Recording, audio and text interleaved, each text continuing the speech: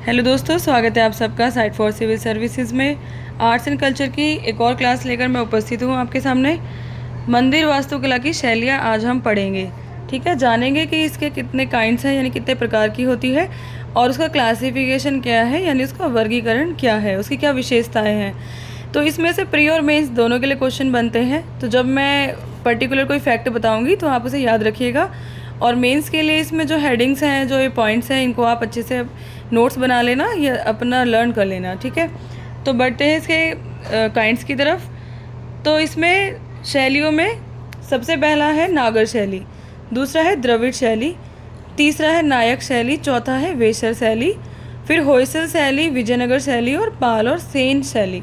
इन सभी शैली को हम पढ़ेंगे वन बाय वन। तो सबसे पहली शैली है नागर शैली। नागर शैली से बहुत क्वेश्चन बनते हैं, आप ध्यान से सुनिएगा। हिंदू मंदिर के मूल रूप में निम्नलिखित अवयव सम्मिलित रहते हैं। तो ये तो क्लियर है कि ये बौद्ध और जैन मंदिरों से संबंधित नहीं है। ये शैली, नागर शैली, पूरी तरह से हिंदू शैली है। ठीक है, आगे और भी बहुत सारी शैलियाँ हैं जो टिपिकल हिंदू शैलियाँ हैं। तो देख लेते हैं इसके कुछ और सेगमेंट्स, पॉइंट्स।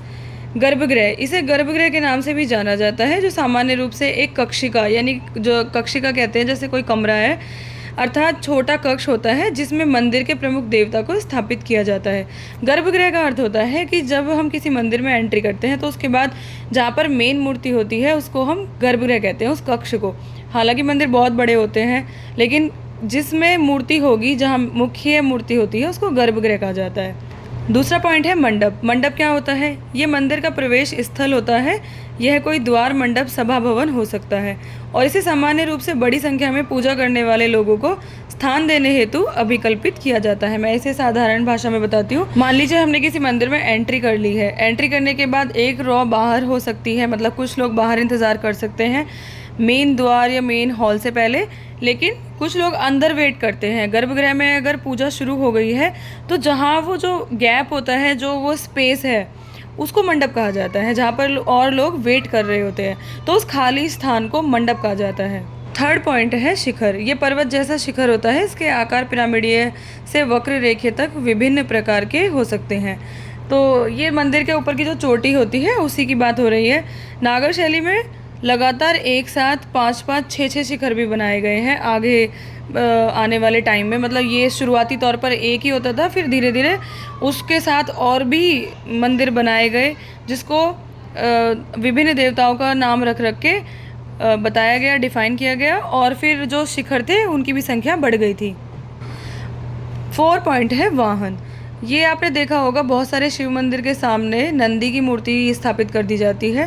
तो जब किसी देवता का कोई प्रमुख आसन या वाहन होता था, उसे पवित्र स्थल के ठीक सामने स्थापित किया जाता था, जैसे शिव मंदिर के आगे नंदी को स्थापित किया जाता है। वास्तुकला की नागर शैली देखिए, 5वीं शताब्दी ईस्वी से भारत के उत्तरी भाग में मंदिर वास्तुकला की एक भिन्न शैली विकसित हुई, जिसे नागर शैली के रूप में जाना जाता है।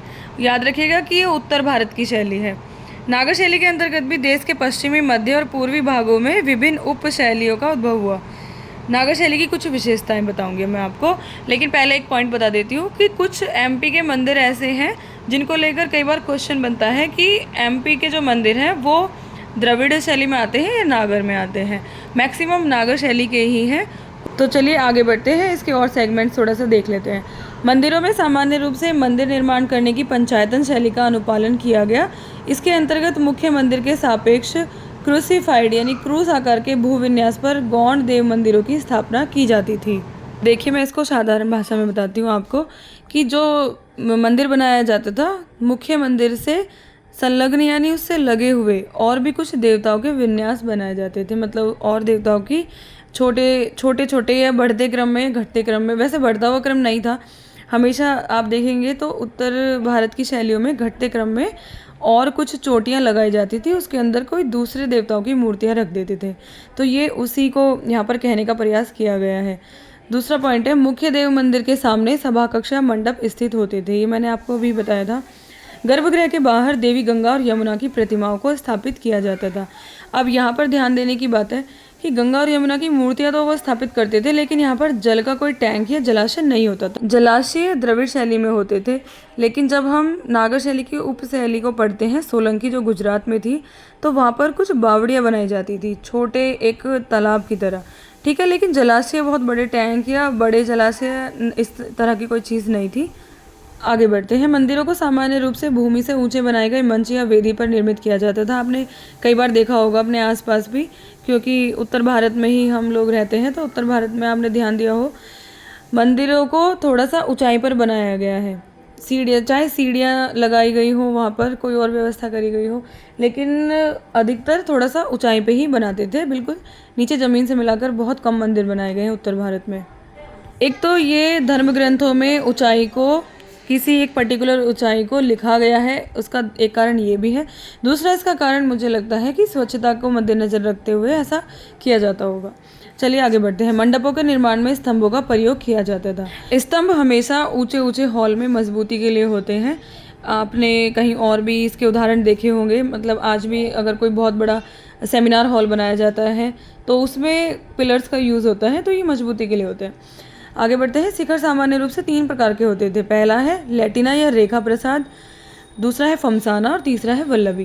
पहले की विशेषता है कि वो आधार पर वर्गाकार होते थे, यानी स्क्वायर, और शीर्ष पर स्थित बिंदु की ओर दीवारें अंदर की ओर वक्रित हो जाती थी।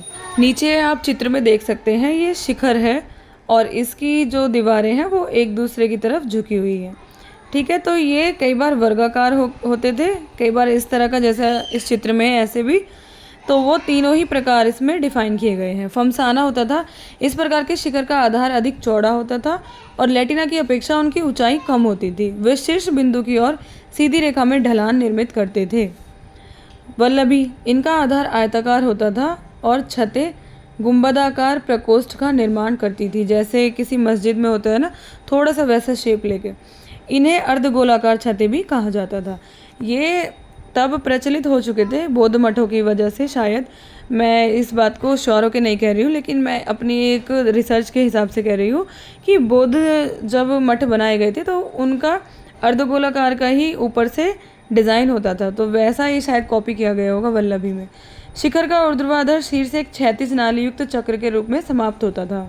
ये उस बेस की बात की जा रही है, जब किसी मंदिर के ऊपर कोई कलश वगैरह रखा जाता था तो उससे नीचे की जो सतह होती थी उसको आमलक कहा जाता था, और वो किस तरह एक दूसरे की तरफ कर्व होके या मुड़ी हुई रहती थी, उसको थोड़ा सा डिफिकल्ट लैंग्वेज में यहाँ पे दिया हुआ है।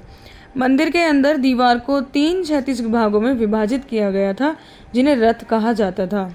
यहाँ पर बात हो रही है जब मंदिर के अंदर कुछ डिविजन्स कर दिए जाते हैं और उसमें अलग अलग देवताओं की मूर्तियाँ बना दी जाती हैं, तो उस डिवीज़न को यहाँ पर रथ कहा गया है।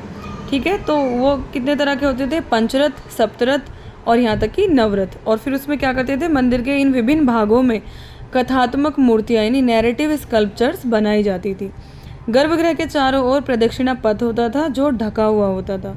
जब हमने वहाँ पे देखा था स्तूपों में, तो वो प्रदक्षिणा पथ ढके हुए नहीं होते थे, बाहर की तरफ खुले में प्रदक्षिणा होती थी। लेकिन मंदिरों में, वो भी नागर शैली में, प्रदक्षिणा पथ ढका हुआ है।